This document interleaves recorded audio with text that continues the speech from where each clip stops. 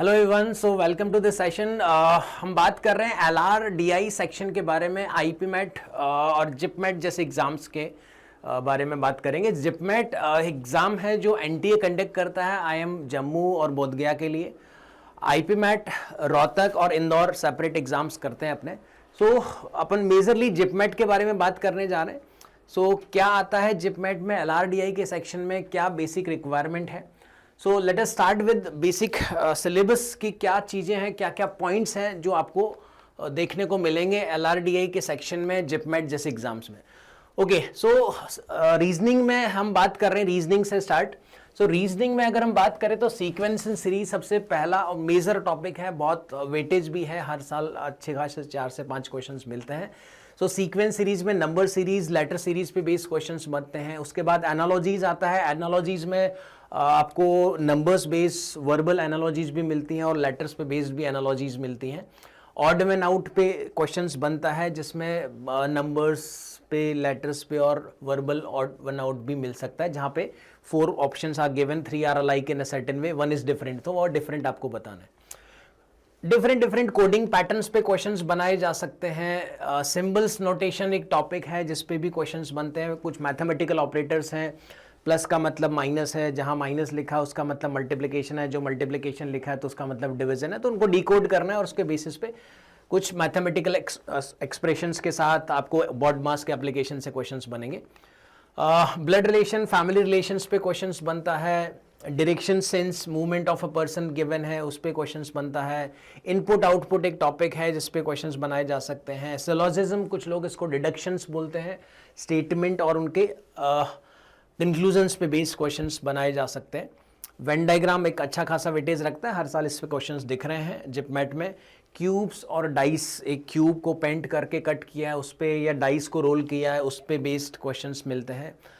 Clock और calendars वैसे 2 अलग अलग टॉपिक्स हैं। क्लॉक में एंगल्स और जो मूवमेंट ऑफ हैंड्स है, मिनट हैंड और आवर हैंड, उन पे क्वेश्चंस बनाए जा सकते हैं, बनते भी हैं। और कैलेंडर्स पे किसी पर्टिकुलर डेट पे डे फाइंड आउट करना, कैलेंडर रिपीटेशन वाले कॉन्सेप्ट्स और इन सब चीज़ों पे क्वेश्चंस बनाए जा सकते हैं।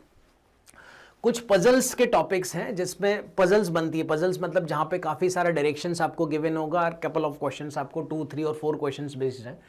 सो इसमें लीनियर अरेंजमेंट बहुत फेमस पजल्स आती हैं, जिसमें सर्कुलर अरेंजमेंट। इनमें जब आप लोगों को, चीज़ों को अरेंज करते हैं एक स्पेसिफिक ऑर्डर में, रो में अरेंज कर रहे हैं, क्यू में अरेंज कर रहे हैं, सर्कल में बैठा रहे हैं, या डिस्ट्रीब्यूशन पे बेस्ड पजल्स कि 5 लोग ये हैं, नाम लिखे हैं, 5 लोगों के प्रोफेशन, सिटीज़ लिख रखे हैं, उनसे रिलेटेड कुछ क्लूज़ दिए।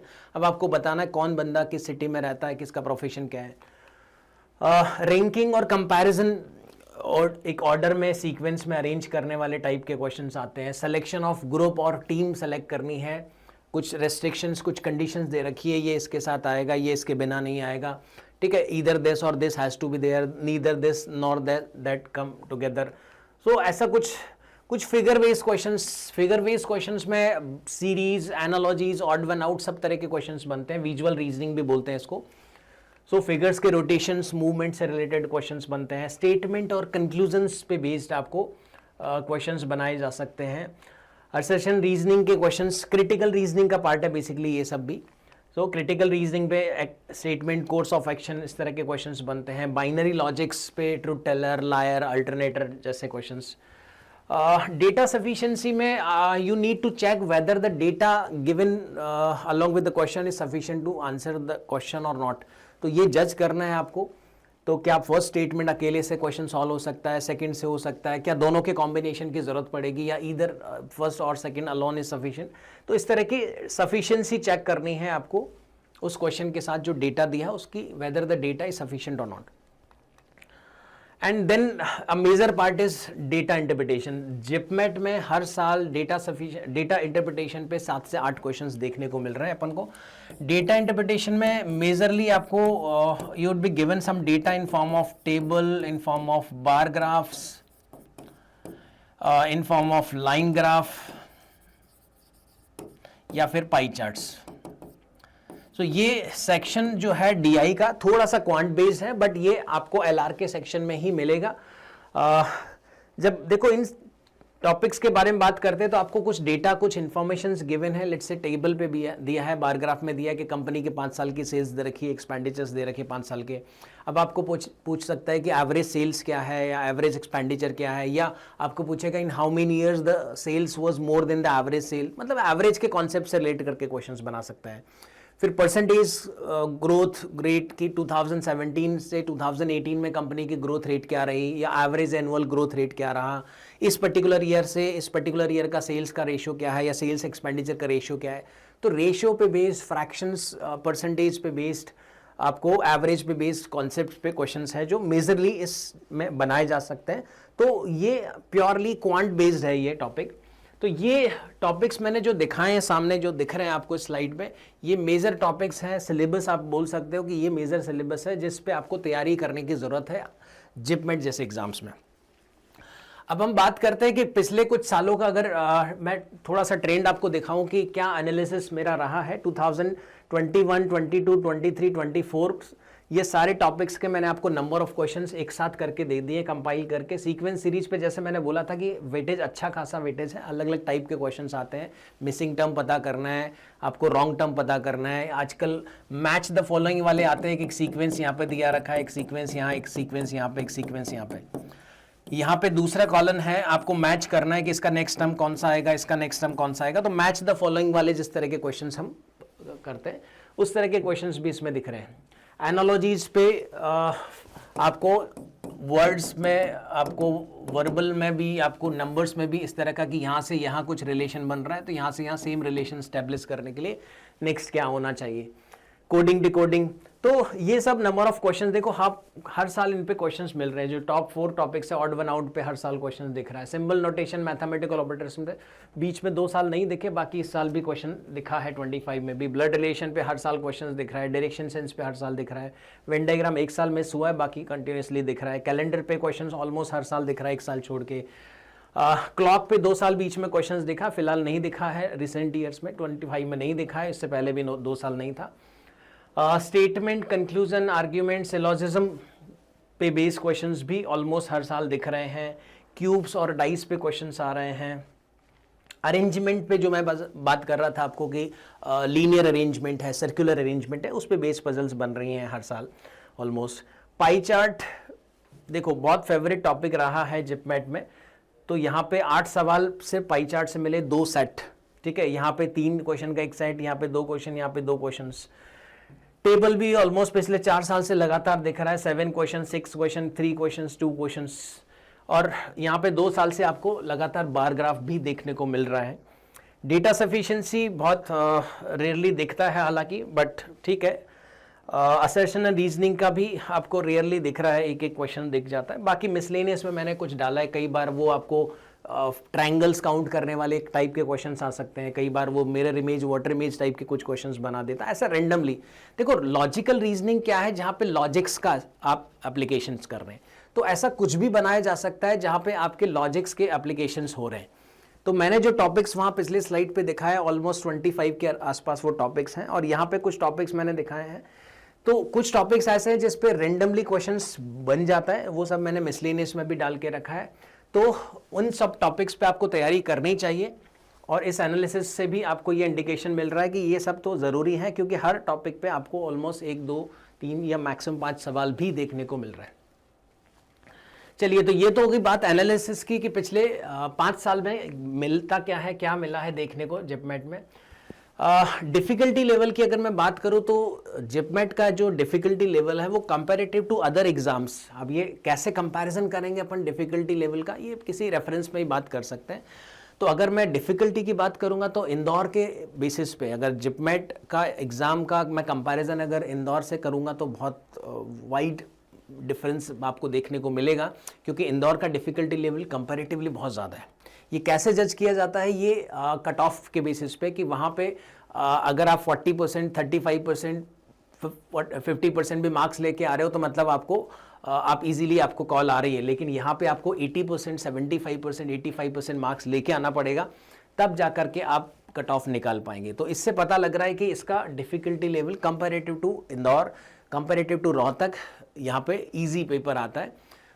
सो डिफ़िकल्टी लेवल में रही बात ये इसके अलावा बाकी कंपैरिजन अगर मैं बात करूं तो टाइमिंग को लेकर के सबसे इंपॉर्टेंट चीज़ देखो, अगर आप जिपमेट का पेपर आज के सिचुएशन में उठाओगे तो हो सकता है मैक्सिमम क्वेश्चन आप आज भी कर सकते हो उसके, बट प्रॉब्लम क्या है उस टाइम फ्रेम में वो नंबर ऑफ क्वेश्चंस बना पाना, क्योंकि अगर मैं जिपमेट की बात कर रहा हूं तो 150 मिनट्स में आपको 100 क्वेश्चंस मिल रहे हैं, ये जिपमेट की बात है। जब मैं आईपीमेट रोहतक की अगर बात करूं तो रोहतक में 120 मिनट्स में आपको 120 क्वेश्चंस मिल रहे हैं, ठीक है। अगर मैं इंदौर की बात कर रहा हूं तो इंदौर में 120 मिनट में 90 क्वेश्चंस मिल रहे हैं, ठीक है। तो अब आप डिफरेंस देख सकते हैं, ठीक है, डिफरेंस आप देख सकते हैं। तो यहां पे आपको 1.5 मिनट मिल रहा है, यहां पे 1 मिनट मिल रहा है, तो टाइम आपके पास इसके रिस्पेक्ट में थोड़ा ज़्यादा मिल रहा है, इसीलिए आपसे एक्सपेक्टेड है कि यहाँ पे आपको ज़्यादा मार्क्स लाने होंगे। तो इन दोनों एग्जाम्स का लेवल ऑलमोस्ट सेम है, उससे इसका डिफरेंस बहुत ज़्यादा है, ठीक है। तो वहाँ पे कट ऑफ भी बहुत लोअर रहती है, डिफ़िकल्टी लेवल बहुत ज़्यादा है, बट ये बहुत ईजी है। टाइम भी आपके पास यहाँ पे बहुत कम है, टाइम का बहुत ज़्यादा क्रंच है। तो आपको स्किल्स, जो सबसे ज़्यादा स्किल्स चाहिए इस तरह के एग्ज़ाम्स को क्लियर करने में, वो है आपका टाइम मैनेजमेंट। आप किस स्पीड के साथ काम कर सकते हो, तो स्पीड बहुत ज़्यादा ज़रूरी है विद एक्यूरेसी, क्योंकि अगर मार्किंग पैटर्न की बात करूँगा तो ये +4 -1 यानी 25% नेगेटिव मार्किंग है। सो आपको एक्यूरेसी पे भी काम करना पड़ेगा, क्योंकि अपन अंधाधुंध मार्क नहीं कर सकते, सोच समझ के मार्क करना पड़ेगा, और टाइम का भी अपने पास यहाँ पे क्रंच रहने वाला है। चलिए, तो नेक्स्ट प्रिपरेशन टिप्स क्या है मेरी तरफ से आप लोगों के लिए, कि अगर आप प्रिपरेशन कर रहे हैं जिपमेट जैसे एग्जाम की, तो क्या करना चाहिए। सबसे पहली चीज़, सबसे इंपॉर्टेंट, कि बेसिक से आप स्टार्ट करिए, थोरोली सारा सिलेबस कंप्लीट करना है, कुछ भी टॉपिक छोड़ना नहीं है, ठीक है। क्योंकि जब मैं जैसे इंदौर जैसे एग्जाम्स की बात करूंगा तो ठीक है, वहाँ पे 30 क्वेश्चन में से अगर आपको 8 क्वेश्चन ही अटेम्प्ट करने, तो आपने अगर कुछ टॉपिक्स नहीं भी किए तो आप बाकी टॉपिक करके चले जाओगे कि ठीक है मैं यहाँ से क्वेश्चंस बना लूँगा। बट यहाँ पे ऐसा अपन रिस्क नहीं ले सकते, क्योंकि जो 20, 25, 30 टॉपिक्स जो मैक्सिमम मैंने आपको दिखाए हैं, उन पे अगर आप तैयारी करेंगे, हो सकता है उसमें से 5 टॉपिक के सवाल आपको नहीं दिखेंगे, लेकिन अगर बाकी 20 टॉपिक्स के आपको सवाल दिख रहे हैं तो उन 20 टॉपिक्स में से 18 टॉपिक्स के सवाल आपको बनाते आना चाहिए। तो इतनी एक्यूरेसी आपको 90%, 100% एक्यूरेसी लेके चलना पड़ेगा। इसलिए अपन कोई भी टॉपिक को स्किप नहीं कर सकते, हर टॉपिक को आपको अच्छे से थोरली पढ़ना पड़ेगा। उस पर्टिकुलर टॉपिक पे वैरायटीज़ ऑफ क्वेश्चंस क्या मिल सकते हैं, आपको उस पर आपको थोड़ा सा एक्सपोजर लेना पड़ेगा, आपको एक्सप्लोर करना पड़ेगा उसमें क्या क्या वैरायटीज़ मिल सकती हैं। दूसरी चीज़, जैसे मैंने बोला कि टाइम मैनेजमेंट बहुत बड़ी चीज़ है, कि आपको उस टाइम फ्रेम में वो नंबर ऑफ क्वेश्चंस बनाने हैं, तो उसके लिए सबसे ज़रूरी है आपको टाइम बाउंड प्रैक्टिस करना पड़ेगा। आप जब भी प्रैक्टिस करेंगे, जब भी आप पढ़ाई करें, आप एक्सरसाइज कर रहे हैं, आप सॉल्व कर रहे हैं, तो आपको घड़ी लगा के प्रैक्टिस करना चाहिए, ठीक है। ज़्यादा से ज़्यादा आप जब किसी टॉपिक को, आपने ब्लड रिलेशन पढ़ लिया, आपने डायरेक्शन सेंस पढ़ लिया, तो आपको उस पर्टिकुलर टॉपिक के टॉपिक टेस्ट लगाने चाहिए, इजी, मॉडरेट, डिफिकल्ट। और एक जब आप टॉपिक टेस्ट की मैं बात कर रहा हूँ तो बाय डिफ़ॉल्ट मैं ये अज्यूम करके चल रहा हूँ कि आप उसको एक्चुअल एग्जाम वाले फॉर्मेट में कर रहे होंगे, मतलब ऑनलाइन फॉर्मेट में कर रहे होंगे, आप कंप्यूटर बेस्ड टेस्ट दे रहे होंगे, आप घड़ी जो काउंटडाउन चल रहा होगा, क्योंकि वो जो काउंटडाउन चलता है, वो जो पैनिक होता है, वो भी आपको एक्सपीरियंस करना चाहिए, क्योंकि उसकी भी आपको आदत डालनी पड़ेगी। एक्चुअल एग्जाम में भी वो आपको देखने को मिलेगा।